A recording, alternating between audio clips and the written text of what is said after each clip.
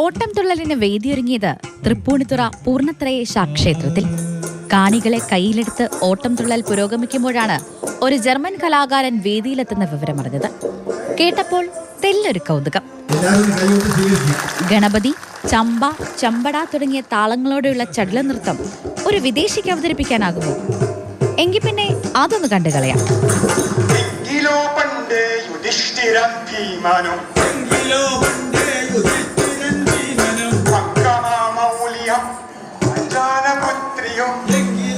കുഞ്ചൻ നമ്പ്യാരുടെ കല്യാണ സൗഗന്ധികത്തിലെ പ്രസക്ത ഭാഗങ്ങൾ അവതരിപ്പിച്ച് വേദിയെ കൊടുകുട ചിരിപ്പിച്ച് ചിന്തിപ്പിച്ച് ഹരിയാനോ ഹർഷിത ഹാരി എന്ന കലാകാരൻ ഏവർക്കും പ്രിയങ്കരനായി മാറി. പച്ചക്കദളി കുലകൾക്കിടയ്ക്കിടെ മെച്ചത്തിൽ നന്നായി പഴുത്ത പഴങ്ങളും നാക്കുപിഴ വേദമുണ്ടായില്ല ഹാരിക്ക്.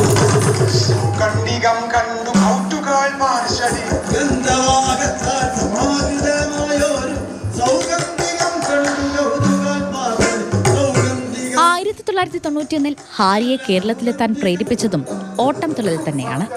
ഈ കലാകാരൻ തുള്ളൽ രംഗത്ത് സജീവമായിട്ട് 33 വർഷമായി.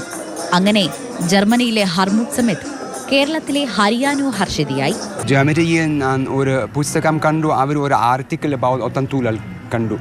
പിന്നെ ഒരു ആഗ്രഹം വന്നു, ഇതൊരു നല്ല combination, theatre play, dance, reciting story.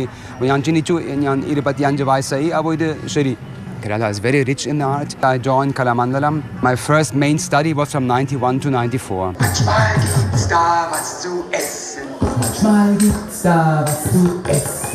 മലയാളത്തിൽ മാത്രമല്ല, അങ്ങ് ജർമ്മനിയിലും ഫേമസ് ആണ് ഓട്ടം തുള്ളൽ.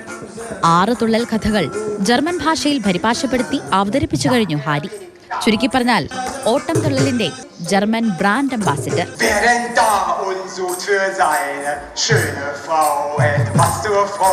ഹാരിയുടെ കലാസ്വാദകരെ സംബന്ധിച്ച് അദ്ദേഹം ഒരു അത്ഭുതമാണ്. ഈ അത്ഭുതത്തെ സൃഷ്ടിച്ച യാത്ര ഓർത്തെടുക്കുകയാണ് ആശാൻ. ക്ഷമയാണ്. ഒന്ന്, നമ്മൾ വളരെ ചെറുപ്പം മുതലേ ഇങ്ങനെ തുള്ളൽ പഠിപ്പിക്കാൻ തുടങ്ങിയല്ലോ. അപ്പോൾ കുട്ടികളെ പഠിപ്പിച്ച് അവരോട് ദേഷ്യപ്പെട്ടാൽ കാര്യം നടക്കില്ല. പ്രത്യേകിച്ച് ഒരു വിദേശി വന്നു കഴിഞ്ഞാൽ നമ്മുടെ രാജ്യത്തിൻ്റെ സംസ്കാരം കൂടി, ഇപ്പം ഞാൻ വല്ലാണ്ട് റഫായിട്ടുള്ള പെരുമാറുകയും ഒക്കെ ചെയ്തു കഴിഞ്ഞാൽ ഈ ഗുരു എന്നതിനപ്പുറം അയാൾ ഈ നാട്ടിൽ ഇങ്ങനെയാണോ ഒരു ആശാന്മാരുടെ സംസ്കാരം, അതുകൊണ്ട് അത് ഞാൻ ഉള്ളിൽ വെച്ചുകൊണ്ട് തന്നെ അയാളെ വളരെ മയത്തിൽ, അയാൾക്ക് കൂടുതൽ താല്പര്യം ഈ ഹാസ്യമല്ല, കഥയിലെ ഗൗരവം കൊണ്ടാണ്. കുഞ്ചൻ നമ്പ്യാർ ഒരുപാട് സാമൂഹ്യ പ്രശ്നങ്ങൾ പറയുന്നുണ്ട്, അതാണ് ഇയാളെ വളരെ ആകർഷിച്ചിരിക്കുന്നത്.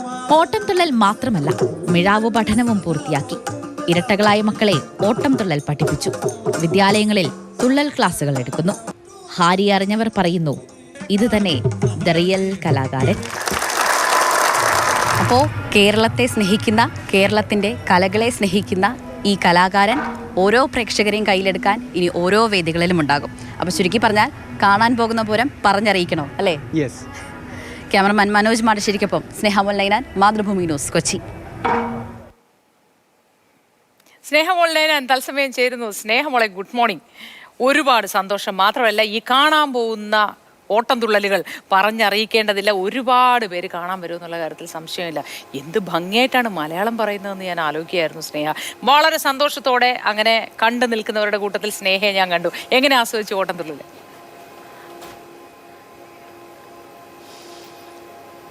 Good morning.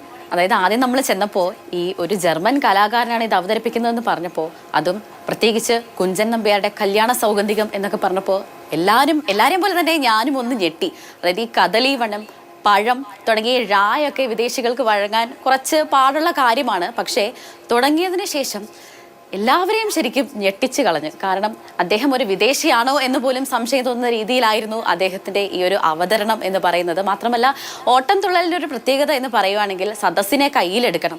അത് കയ്യിലെടുക്കുന്നതിലും അദ്ദേഹം വിജയിച്ചു എന്ന് വേണം പറയാൻ. നമ്മൾ അദ്ദേഹത്തിൻ്റെ ആശാനോട് സംസാരിച്ചപ്പോൾ നമുക്ക് മനസ്സിലാക്കാനായിട്ട് സാധിച്ചത്, അതായത് അദ്ദേഹം ഒരു യഥാർത്ഥ കലാകാരനാണ് എന്ന് തന്നെ വേണമെങ്കിൽ പറയാം. അതായത് പുകവലിയില്ല, മദ്യപാനമില്ല, അതിന് കലയ്ക്ക് വേണ്ടി തന്നെ ജീവിതം ഒഴിഞ്ഞു വെച്ച ഒരു വ്യക്തിയാണ്. എല്ലാ കലാകാരന്മാരും അദ്ദേഹത്തെ മാതൃകയാക്കേണ്ടതാണ് എന്ന് പറയേണ്ടിയിരിക്കുന്നു. 1991 അദ്ദേഹം കേരളത്തിലെത്തിയത്. അതായത് ഒരു വിനോദസഞ്ചാരിയായിട്ടാണ് ആദ്യം അദ്ദേഹം കേരളത്തിലെത്തിയത്. അപ്പോൾ എല്ലാവരെയും പോലെ തന്നെ ഓട്ടം തുള്ളൽ കാണാനായിട്ട് അദ്ദേഹം സദസ്സിലിരിക്കുകയുണ്ടായി. ആ സമയത്ത് ഒരു തുള്ളൽ കലാകാരൻ വേദിയിൽ അവതരിപ്പിച്ചുകൊണ്ടിരുന്നപ്പോൾ അദ്ദേഹത്തിന് നേർക്ക് ചൂണ്ടിയിട്ട് ഹാസ്യരൂപേണ എന്തോ പറയുകയുണ്ടായി. ഇത് അദ്ദേഹത്തിന് മനസ്സിലായില്ല. പക്ഷേ അടുത്തുള്ളവരോട് ചോദിച്ചപ്പോൾ എന്താണ് അദ്ദേഹം പറഞ്ഞത് എന്ന് ചോദിച്ചപ്പോൾ അവർ ഈ ഓട്ടം തുള്ളലിൻ്റെ പ്രത്യേകതയെക്കുറിച്ചും ഒക്കെ അദ്ദേഹത്തിന് പറഞ്ഞു കൊടുത്തു. ഇതിൽ ആകൃഷ്ടനായിട്ടാണ് അദ്ദേഹം ഓട്ടം തുള്ളൽ പഠിക്കാൻ വേണ്ടി തന്നെ ജർമ്മനിയിൽ നിന്ന് കേരളത്തിലേക്ക് എത്തിയത്. എടുത്തു പറയേണ്ട ഒരു കാര്യം എന്നത് അദ്ദേഹം അതായത് താൻ പഠിച്ച താൻ അറിഞ്ഞ കല തൻ്റെ നാട്ടിൽ പോയിട്ട് അദ്ദേഹം മലയാളത്തിൽ നിന്ന് ജർമ്മനിയിലേക്ക് അത് പരിഭാഷപ്പെടുത്തി അത് അവതരിപ്പിച്ച്, അദ്ദേഹത്തിന് ഇരട്ട കുട്ടികളാണുള്ളത്, അവരെയും അത് പഠിപ്പിച്ച് അവിടുത്തെ കോളേജുകളിലും സ്കൂളുകളിലും ഒക്കെ പഠിപ്പിച്ച് അദ്ദേഹം ശരിക്കും ഒരു കലാകാരൻ എന്നതിൻ്റെ പൂർണ്ണ രൂപം എന്ന് തന്നെ അദ്ദേഹത്തെ വിളിക്കേണ്ടിയിരിക്കുന്നു.